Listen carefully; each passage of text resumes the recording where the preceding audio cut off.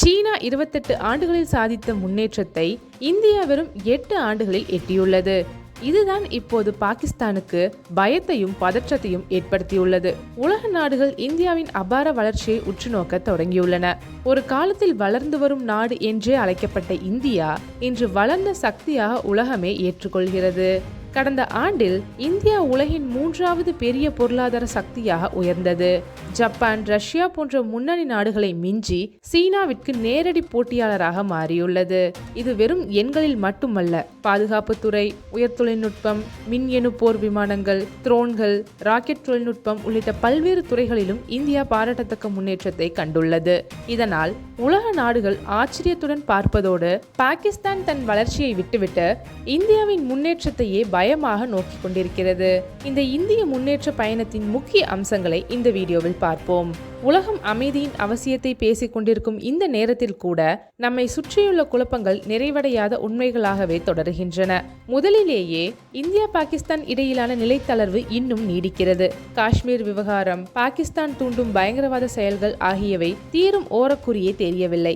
இதற்கு மேல் சீனாவின் தன்னம்பிக்கையுள்ள விரிவாக்க உத்தி, அதன் அதிரடி அணுகுமுறை மற்றும் இந்திய எல்லை பகுதிகளில் மேற்கொள்ளும் அழுத்த நடவடிக்கைகள் கூடுதல் பதற்றத்தையே ஏற்படுத்துகின்றன. இந்நிலையில் ரஷ்யா உக்ரைன் போரின் தீவிர நிலைமை மீண்டும் உலக அமைதிக்கு நேரடி சவாலாக உருவெடுத்துள்ளது. சமீபத்தில் உக்ரைன் ட்ரோன்கள் ரஷ்யாவின் முக்கியமான குண்டுவீச்சு விமானங்களை துல்லியமாக தாக்கின. இதற்கு பதிலாக ரஷ்யா கடுமையான பழிவாங்கும் தாக்குதல்களை நடத்தியது. இதன் விளைவாக உலக சந்தை மீண்டும் நெருக்கடியை எதிர்கொள்ளும் சூழ்நிலை உருவாகி வருகிறது. இந்த 2 நாடுகள் நேரடியாக போரிடுகிறது என்றாலும் அதன் தாக்கம் உலகம் முழுவதையும் உலுக்கக்கூடியது. எரிபொருள் விலை, தங்கம், டாலர் மதிப்பு, பால் முதல் பழம் வரை அனைத்தும் உலகத்தில் நடைபெறும் போரின் தாக்கத்தால் நிலை குலைந்துள்ளன. உற்பத்தி செலவுகளும் உயர்வு கண்டுள்ளன. அதனால்தான் உலக நாடுகள் போர் வேண்டாம், அமைதி வேண்டும் என்று கூறி வருகின்றனர். ஆனால் அந்த முயற்சிகள் வெற்றி பெறுமா அல்லது போரின் நிழல் இன்னும் தொடருமா என்பதை மட்டும் காலமே பதிலளிக்க வேண்டும். அந்த நேரம் வரைக்கும் நாமெல்லாம் விழிப்புடன் இருக்க வேண்டிய அவசியம் உண்டு.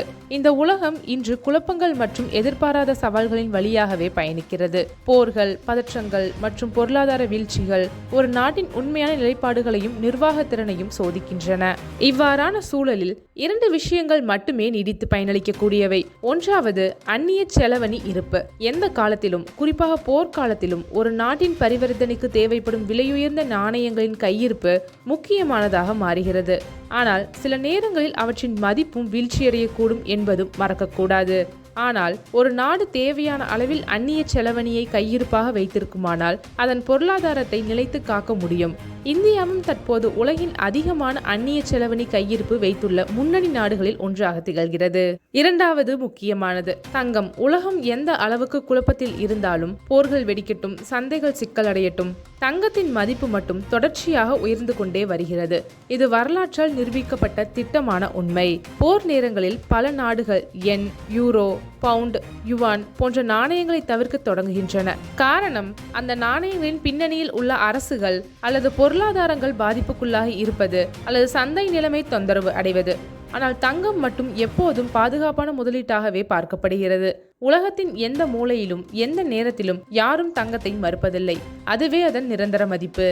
மாறாக, குழப்பமான சூழ்நிலையில் தங்கத்துக்கான தேவை சாதாரணதை விட பல மடங்காக உயர்கிறது. பொருளாதார நிபுணர்கள் சொல்வது போல் மற்ற அனைத்து சொத்துக்களும் மதிப்பிழந்தாலும் தங்கம் மட்டும் தனது மதிப்பை தக்க வைத்துக் கொள்வதோடு உயர்வையும் காண்கிறது. மற்ற எல்லாம் வீழ்ந்தாலும் தங்கம் மட்டும் எழுகிறது என்பது பல முறை நிரூபிக்கப்பட்டது. தங்கம் என்பது ஒரு நாட்டின் பொருளாதாரத்திற்கு மட்டுமல்ல, உலகளவிய நம்பிக்கையின் சின்னமாகவும் இருக்கிறது. கடந்த சில மாதங்களில் உலக நாடுகளுக்கிடையே பதற்றம் தீவிரமாகி வருகிறது. சில பகுதிகளில் போர் முடிவுகள் உருவாக, சில இடங்களில் நேரடியாக போர்கள் வெடிக்க தொடங்கியுள்ளன. இதன் நேரடி தாக்கமாக தங்கத்தின் விலை தொடர்ந்து உயர்ந்து வருகிறது. புகழ்பெற்ற நிறுவனங்கள், பெரிய முதலீட்டாளர்கள் அவர்கள் வைத்திருந்த முதலீடுகளை பங்குச்சந்தை, கிரிப்டோ கரன்சி, டாலர் போன்றவற்றிலிருந்து எடுத்துவிட்டு தங்கத்தில் மாற்ற தொடங்கியுள்ளனர். ஏனெனில் தங்கம் என்பதோ ஒரு நம்பகமான மற்றும் நீடித்த பாதுகாப்பான முதலீடு என்பதில் யாருக்கும் சந்தேகமில்லை. போர் நடந்தாலும் பொருளாதார மந்தம் வந்தாலும் தங்கத்தின் மதிப்பு குறையாது, மாறாக நிலைத்தும் உயர்ந்தும் செல்கிறது. இதற்கான சிறந்த உதாரணம் இந்திய ரிசர்வ் வங்கி. இந்தியாவின் மத்திய வங்கி கடந்த சில ஆண்டுகளாக தங்கத்தில் கணிசமான முக்கியத்துவம் வழங்கி வருகிறது.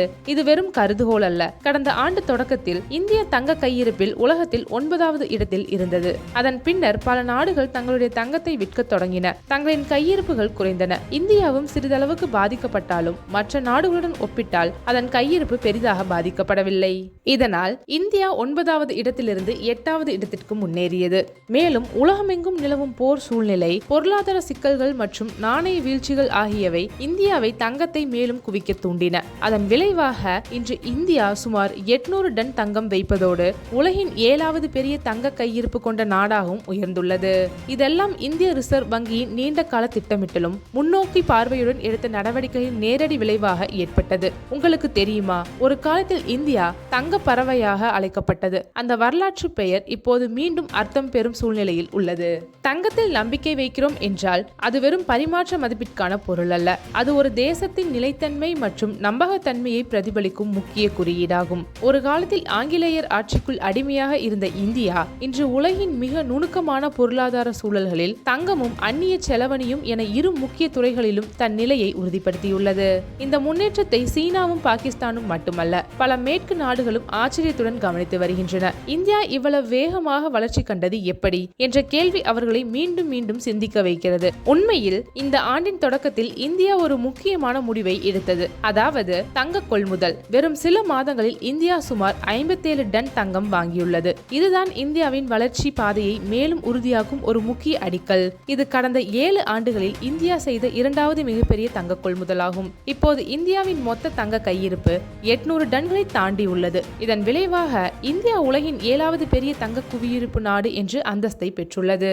இந்த அளவிலான தங்கம் கையிருப்பில் உள்ளதால் இந்தியா தற்போது புதிய உலக நிதி அமைப்புகளில் வலிமையான குரலாக இடம் பிடிக்க தயாராக இருக்கிறது.